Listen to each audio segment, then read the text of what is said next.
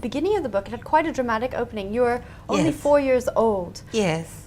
acting as almost a caregiver for your mother who has this illness that we don't know what Yes. it is yet. What was it like to be a child that's so young, taking care of someone who's supposed to be taking care of you? Yes, it was a reversal of roles. My mother was a person who was absorbed by her illness, understandably, but she was naturally self-absorbed.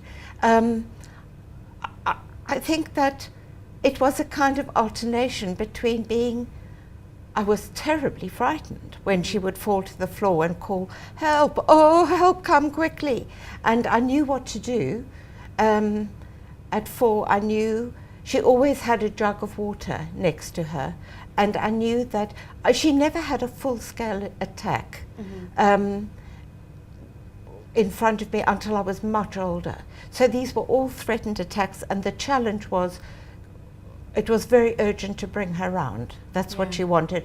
So I was told to throw water in her face, and it didn't matter if the water went over the bed or anywhere.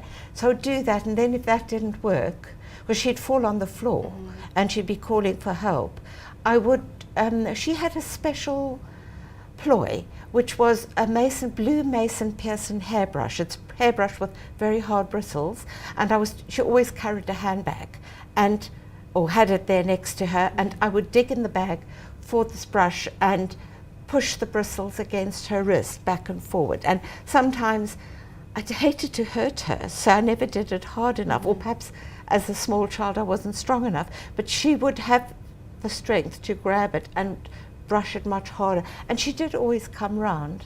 So she would pull herself up from the floor after a while and lie in her bed moaning. So I was very worried about her. My father was a lawyer here in Cape Town, would have gone off to work. My grandmother, my mother's mother, who was very domestic, and I was close to her, but she was with us for long periods, but nobody said anything. It sounds strange, and yet I believe many families have their secrets, and they don't talk about it. So in that way, it may have been common, except I felt very responsible for my mother as a small child. Do you feel like you lost your childhood? No, I didn't, because, well, I did feel an outsider. I felt we were freakish, secretly freakish, and I was ashamed of my mother secretly. I never said so. I would never have hurt her feelings, but I was always, I didn't want her to come. When I eventually went to school in Sea Point, I didn't want her to come. I mean, I was always afraid she'd have some spell of illness, and that I would be ashamed. When you're a child, you want your mother to be like all other mothers. And although my mother was very presentable, there was always this very nervy feeling around her, and she was quite depressed at times. So it was, when she went out, she was uneasy. I remember going to school, Fresnay Preparatory School, which was around the corner from Avenue Normandy in Fresnay, where we lived.